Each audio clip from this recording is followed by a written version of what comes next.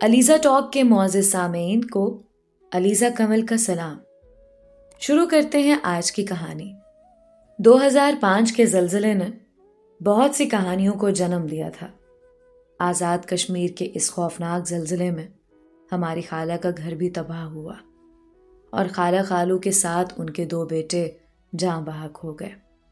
البتہ دونوں بچیاں جو صبح سویرے اسکول جانے کو نکلی تھیں، وہ راستے میں ایسی جگہ سے گزر رہی تھیں جہاں ارد گرد بلڈنگ یا گھر موجود نہ تھے، لہٰذا وہ چلتے چلتے میدان میں گر گئیں۔ ان کو معمولی چوٹیں آئیں مگر جان بچ گئی۔ دونوں بہنوں کو میرے والدین اپنے گھر لے آئے۔ بڑی کا نام صبا اور چھوٹی کا نام شیبہ تھا۔ ان کے والد نے ایک مکان ہمارے گھر سے چند قدم کے فاصلے پر خریدا ہوا تھا۔ ان کا ارادہ اس گھر میں شفٹ ہونے کا تھا، مگر قدرت کو یہی منظور تھا کہ انہوں نے اپنے آبائی گھر میں زندگی کی آخری سانسیں لیں اور وہیں ان کی تربتیں بن گئیں۔ جب شیبہ اور صبا بڑی ہو گئیں تو انہوں نے اپنے والد کے خریدے ہوئے گھر میں رہنے کی خواہش ظاہر کی۔ اس گھر کی چابی میرے والد کے پاس تھی اور وہی اس کی دیکھ بھال کرتے آ رہے تھے۔ دونوں اپنے والد کے گھر شفٹ ہو گئیں۔ وہ اپنے گھر میں تنہا رہتی تھیں، تاہم میرے والدین ان کی ہر طرح سے خبر گیری کرتے رہتے تھے۔ ان بہنوں کو اللہ تعالیٰ کے بعد میرے والدین کا ہی آسرا تھا۔ وقت گزرتا رہا۔ صبا نے MA میں داخلہ لیا اور چھوٹی کالج جانے لگی۔ اس تمام عرصے میں امی نے ہی ان کے گھر کی دیکھ بھال کی۔ ان کا کھانا ہماری ملازمہ گلابو پکاتی تھی، باقی کام وہ خود کر لیا کرتی۔ تعلیم مکمل کرنے کے بعد دونوں کی قسمت اچھی تھی کہ بڑی بہن کالج میں لیکچرار ہو گئی اور چھوٹی کو ایک لیب میں جاب مل گئی۔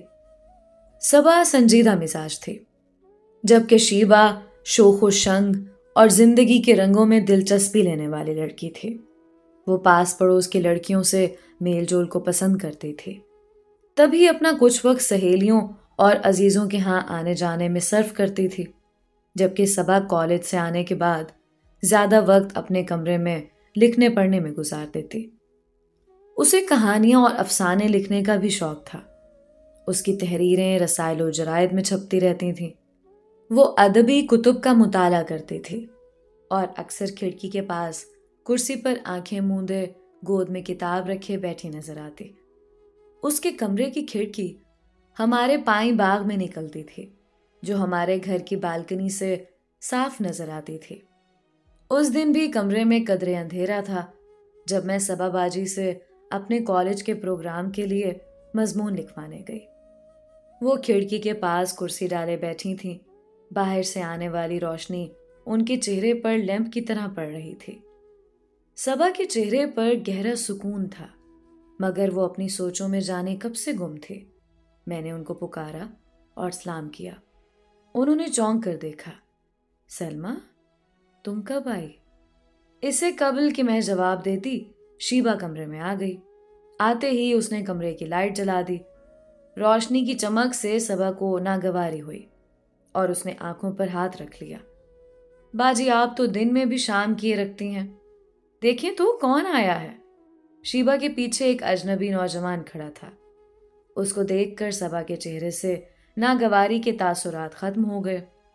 اس نے چھوٹی بہن کو ہدایت کی ہوئی تھی کہ وہ ملازمت ضرور کرے، مگر کسی مرد سے بے تکلف نہ ہو اور نہ کسی کو گھر لائے۔ یہ خیام ہے باجی، میرے ساتھ کام کرتے ہیں۔ نہ جانے خیام میں کیا بات تھی کہ اسے دیکھ کر صبا کا موڈ آف نہیں ہوا۔ اچھا خیام، تم باجی کے ساتھ بیٹھ کر بات چیت کرو، میں چائے لاتی ہوں۔ یہ کہہ کر وہ کچن میں چلی گئی۔ میں نے مہمان کو دیکھ کر باجی سے اجازت چاہی تو وہ بولیں، تم بیٹھ کر مضمون لکھو اور اپنا کام کرتی رہو، مہمان تم کو کیا کہتے ہیں؟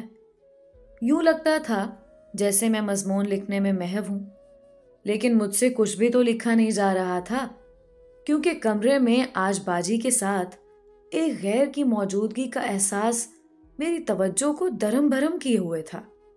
صبا نے میری اس کیفیت کو پا لیا اور کہا، سلمہ، اب تم گھر جاؤ، مضمون تیار کر کے لے آؤ، میں ٹھیک کر دوں گی۔ گھر آ کر مجھے چین نہیں آیا کیونکہ اس معاملے سے خاصی دلچسپی ہو گئی تھی۔ میں بالکنی میں چلی گئی جہاں سے باجی کا گھر صاف نظر آ رہا تھا۔ ان کے گھر کے سامنے والی سڑک بھی دکھائی دیتی تھی۔ تھوڑی دیر بعد میں نے دیکھا کہ مہمان واپس جا رہا تھا۔ وہ کافی حشاش پشاش نظر آ رہا تھا، جسے اندازہ ہوا کہ صبا باجی نے اسے اچھی طرح بات چیت کی تھی۔ اس کے بعد اکثر دن کے وقت خیام ان کے گھر آنے لگا۔ ہم نے اس پر کوئی اعتراض نہیں کیا کیونکہ دونوں بہنیں اچھی شریف لڑکیاں تھیں، یوں کسی سے ملتی نہ تھیں۔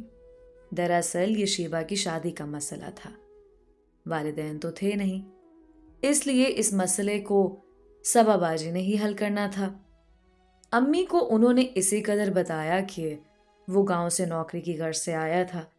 گاؤں میں اس کی ماں تھی، بہن بھائی تھے نہیں، اور باپ بھی اس دنیا میں نہ تھا۔ سب ہی زلزلے کی نظر ہو چکے تھے۔ اس کو اسی لیب میں ملازمت مل گئی جہاں شیبا کام کرتی تھی۔ اس کو ادب سے لگاؤ تھا، وہ صبا کی تحریریں پڑھتا رہتا تھا۔ جب اسے شیبا کی زبانی پتہ چلا کہ صبا اس کی بڑی بہن ہے تو وہ اسے ملنے کا مشتاق ہو گیا۔ خیام اور شیبا کی ملاقاتیں لیبارٹری میں ہوتی تھیں۔ اس کو لگا کہ دونوں ایک دوسرے کو پسند کرنے لگے ہیں، تبھی وہ اس کو بہن سے ملانے گھر لے آئی تھی۔ ایک دن خیام نے شیبا سے پوچھا کہ تمہاری باجی اس قدر سنجیدہ اور کم گو کیوں ہے؟ ہاں، لکھنے والے لوگ شاید ایسے ہی ہوتے ہیں۔ دراصل امی ابو کے خلا کو وہ بہت زیادہ محسوس کرتی ہیں، کسی سے زیادہ بات نہیں کرتی، نہ کسی سے ملتی جلتی ہیں، بس اپنے کمرے میں کالج سے آ کر بند ہو جاتی ہیں، لکھتی پڑھتی رہتی ہیں۔ باتیں اس لیے نہیں کرتی کہ اپنی ساری باتیں، ساری سوچیں تحریروں میں بیان کر دیتی ہیں۔ باجی کا مجھے بڑا سہارا ہے، یہ نہ ہوتی تو پتہ نہیں میرا کیا ہوتا۔ یہ بھی شکر ہے کہ گھر اپنا ہے، اسی لیے میرے کالج کے خرچے سمیت ٹھیک ٹھاک گزارا ہو جاتا ہے۔ شیبا اب تمام وقت خیام کے بارے میں سوچنے لگی تھی، لیکن خیام کی سوچوں کا دھارا مڑ گیا تھا۔ وہ اس کے بارے میں نہیں بلکہ اس کی بڑی بہن سے ملنے کے بعد اسی کے متعلق سوچنے لگا تھا۔ شیبا تو اتنی پختہ ذہن نہیں تھی، اس میں بچپنا تھا، جبکہ صبا اس سے زیادہ ذہین اور پختہ سوچوں کی مالک تھی۔ تاہم خیام نے اپنے احساسات شیبا سے چھپا رکھے تھے۔ ابھی وہ صبا کی شخصیت سے مزید آگاہ ہی جاتا تھا۔ اس کے بعد ہی اس نے زندگی کے اہم فیصلے یعنی شادی کے بارے میں سوچنے کو ترجیح دی تھی۔ انہی دنوں صبا نے طبیعت کی خرابی کے باعث کالج سے چھٹیاں لے لیں۔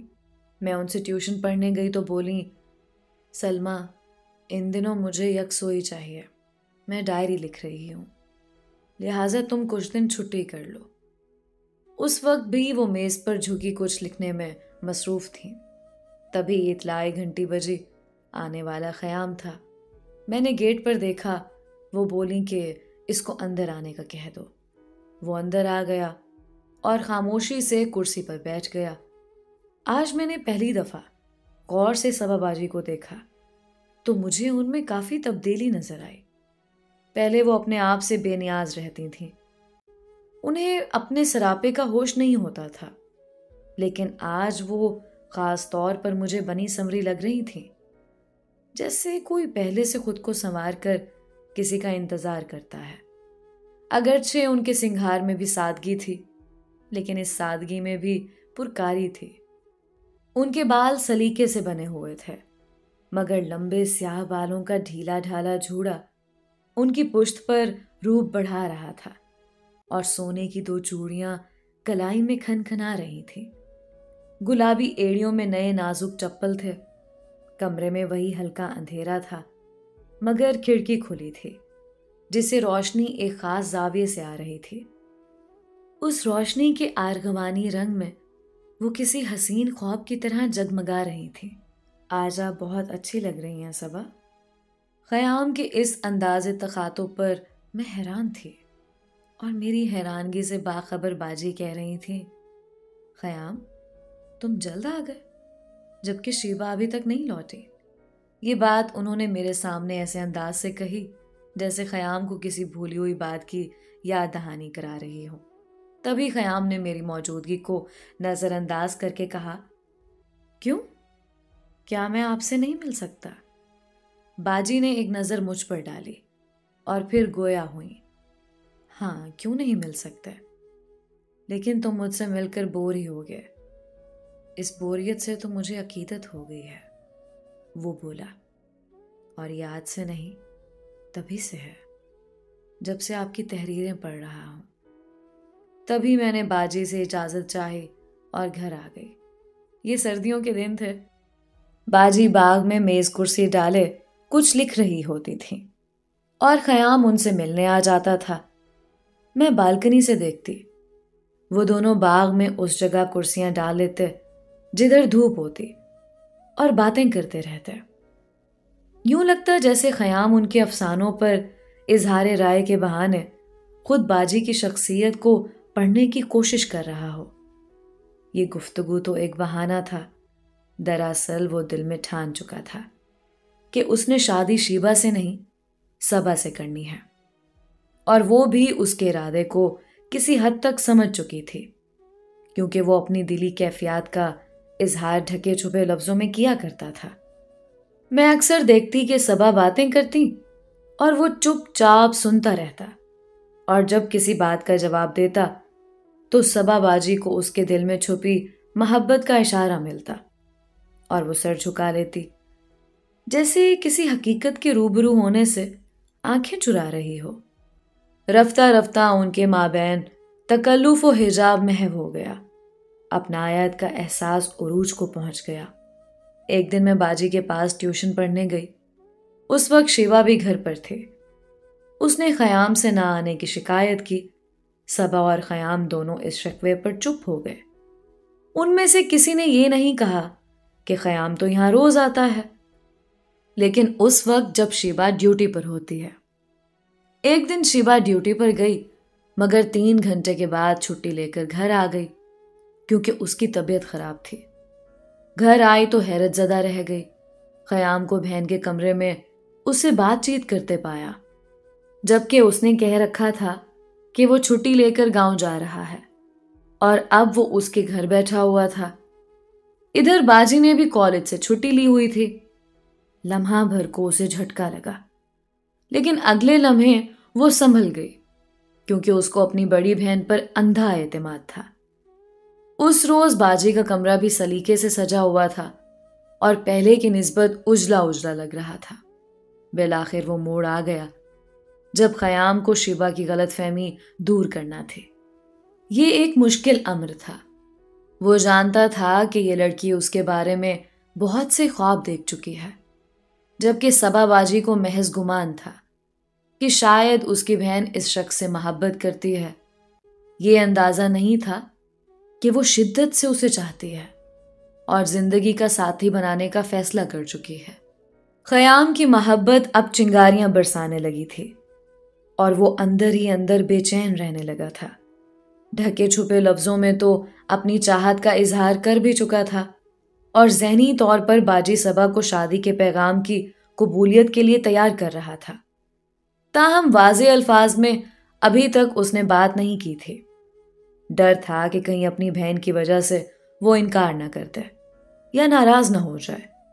بالآخر اس نے واضح الفاظ میں کہہ دیا، صبا، میں تم سے شادی کرنا چاہتا ہوں کیونکہ میں بطور جیون ساتھی تم میں وہ ساری خوبیاں دیکھ رہا ہوں۔ مجھ کو ایسی ہی لڑکی کی تلاش تھی۔ ناراض ہونے کی بجائے وہ سوچ میں پڑ گئی۔ البتہ صاف کہا کہ تم نے شیبا کے بارے میں کیا سوچا ہے جو تم کو غالباً پسند کرنے لگی ہے، کیونکہ وہ ہر وقت تمہارے گن گاتی ہے۔ اگر ایسا ہے تو تم اس کا دل نہ توڑو۔ گھر 2 افراد کی رضامندی اور خوشنودی سے بنتا ہے، ایک فریق کی رضامندی سے نہیں۔ یہ تم ہی نے تو اپنے ایک افسانے میں لکھا تھا۔ تو کیا جو کچھ تم لکھتی ہو اس میں اور تمہارے اپنے کردار میں تضاد ہے؟ کیا تم ان نظریات کا پرچار کرتی ہو جن پر خود تم کو یقین نہیں ہے؟ خیام نے ایسی باتیں کی کہ صبا لاجواب ہو گئی اور اس نے صبا کو قائل کر لیا کہ یہ صحیح ہے، شادی کے لیے صرف ایک فریق کا رضامند ہونا کوئی معنی نہیں رکھتا جب تک دوسرا بھی اس معاہدے کو دل سے قبول نہ کرے۔ تاہم وہ سوچ میں پڑ گئی۔ کوئی دوسری لڑکی ہوتی تو بات اور تھی، لیکن یہ اس کی چھوٹی بہن کا معاملہ تھا۔ اس نے کہا، خیام، زندگی کے اہم فیصلے اس قدر جلد نہیں کیے جاتے۔ تم سوچ لو، میں بھی سوچ کر جواب دوں گی۔ کئی دن تک وہ کھوئی کھوئی اور گمسم رہی۔ اس کی کیفیت اتنی واضح تھی کہ چھوٹی بہن نے نہ سمجھتے ہوئے بھی اس کی پریشانی کو سمجھ لیا۔ دراصل صبا اپنی کیفیت اور احساسات چھپا ہی نہیں پا رہی تھی۔ وہ جو سوچتی تھی اس کے چہرے پر اس کا عکس نظر آنے لگتا تھا۔ چھوٹی بہن اتنی سیانی نہ لگتی تھی، لیکن حقیقت میں سیانی نکلی اور آنے واحد میں تمام معاملہ سمجھ گئی۔ اس نے خیام کی برائیاں بہن سے کرنا شروع کر دیں۔ ذرا دیکھو تو اس بندے کو، میں نے تو اس کو محض ایک اچھے انسان کی طرح دیکھا تھا اور غلط امیدیں لگا بیٹھا۔ شاید وہ سمجھا تھا کہ میں اسے شادی کرنا چاہتی ہوں، حالانکہ ایسا نہیں ہے۔ شادی کے نقطۂ نظر سے تو میں نے اس کو پسند نہیں کیا۔ خدا جانے یہ خیام کس غلط فہمی کا شکار ہے میرے بارے۔ اس نے یہ باتیں اس مہارت سے کی کہ اس کی بہن کو شک بھی نہ گزرا کہ وہ اس کی خاطر یہ سب باتیں کہہ رہی ہے۔ تبھی صبا نے سوچ لیا کہ اس بار جب خیام اسے شادی کا پیغام دے گا تو وہ اسے مایوس نہیں کرے گی۔ وہ سمجھ رہی تھی کہ خیام جیسے شخص کا پھر ملنا ممکن نہیں، کیونکہ وہ اس کے دل کی بات سمجھتا تھا اور دونوں میں مکمل ذہنی ہم آہنگی تھی۔ اب جب خیام آیا تو صبا نے کہا، تم اچھی طرح اندازہ کر لو، کہیں شیبہ تم سے سچ مچ محبت نہ کرتی ہو۔ وہ پہلے تمہاری بہت تعریفیں کرتی تھی۔ جب وہ تم کو پہلی بار گھر لائی تھی تب میں یہی سمجھی تھی کہ وہ تم کو چاہنے لگی ہے اور مجھ سے شادی کی اجازت چاہتی ہے، لیکن اب کچھ دنوں سے تمہارے بارے اس کا انداز دوسرا ہے۔ خدا جانے اسے کیا ہوا ہے۔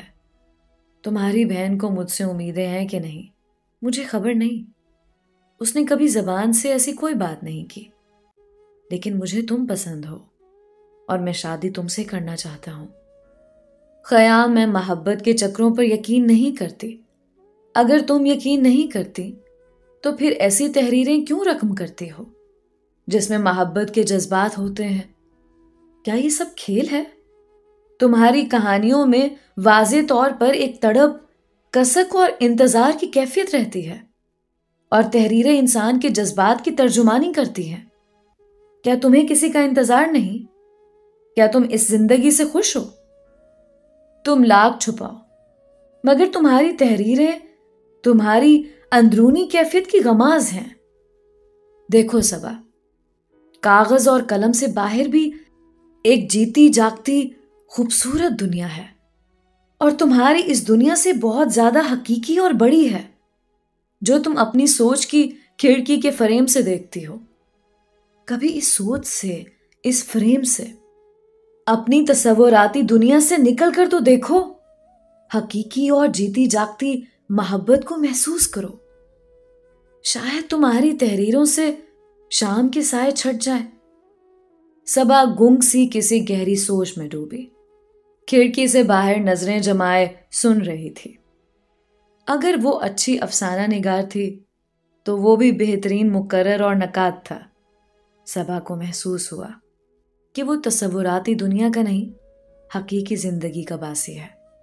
اس نے برسوں خوابوں کی دنیا میں رہنے بسنے والی صبا کو پل بھر میں حقیقت کی دنیا میں کھینچ لیا تھا۔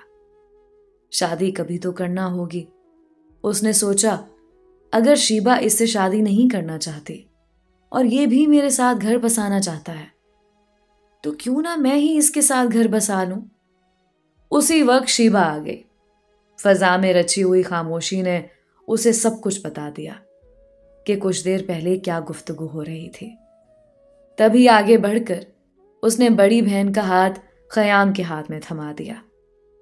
جو فیصلہ کرتے ہوئے آپ لوگ جھجک رہے ہو وہ میں نے کر دیا ہے، اب اس بندھن کی لاج رکھنا۔ اس کو عمر بھر نبھانا، توڑنا نہیں۔ فیصلہ تو بڑی بہن نے کرنا تھا، لیکن آج چھوٹی بہن بڑی سے بھی بڑی ثابت ہوئی تھی۔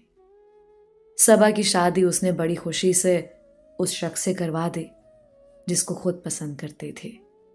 یہ بھی نہ سوچا کہ بعد میں وہ اکیلی رہ جائے گی تو اس کا کیا ہوگا۔ صبا باجی کی شادی ہو گئی تو خیام نے اسے گاؤں لے جانے کی ضد کی۔ وہ سسرال چلی گئی۔ آج کمرے کی کھڑکی سے روشنی نہیں آ رہی تھی، بلکہ کھڑکی بند تھی اور مکمل اندھیرا تھا۔ چلو باجی کی شام کا دن تو چڑھا، میں نے سوچا، اور شیبا کو ڈھونڈتی اس کے پاس جا پہنچی کیونکہ جانتی تھی کہ وہ اکیلی ہے۔ شیبا صبا باجی کے کمرے میں ان کی کرسی پر بیٹھی تھی۔ کمرے کی لائٹ آف تھی۔ میں نے بتی جلائی۔ اس نے ہاتھ منہ سے ہٹا کر مجھے دیکھا۔ وہ رو رہی تھی۔ یہ تنہائی کا عذاب تھا کہ بہن کی یاد، یا پھر خیام کی بے وفائی تھی جو آنسو بن کر اس بیچاری کی آنکھوں میں سما گئی تھی۔ میں نے اسے پیار کیا، گلے سے لگایا تو اس نے میرے کندھے پر سر رکھ دیا اور جی بھر کر روئی۔ یہ درد جدائی تھا جو اس کو رلا رہا تھا۔ تبھی گھر آ کر میں نے سوچا کہ آج میں بھی کہانی لکھوں گی، اس کی جو کہانیاں لکھتی تھی، لیکن اسی بہن کو ایک ادھوری کہانی کا رنگ دے کر، تنہائی کے الاؤ میں جلتا ہوا چھوڑ کر پیا سنگ چلی گئی۔ محبتیں اور رشتے آخر کوئی کس پر اعتبار کرے۔ دعا ہے کہ شیبا جیسی قسمت کسی بہن کی نہ ہو، آمین۔ دوستو، ایسی مزید کہانیاں سننے کے لیے میرا چینل علیزہ ٹاک لازمی سبسکرائب کیجیے گا۔ ملتے ہیں اگلی کہانی میں، تب تک کے لیے علیزہ کمل کو اجازت دیجیے۔ اللہ حافظ۔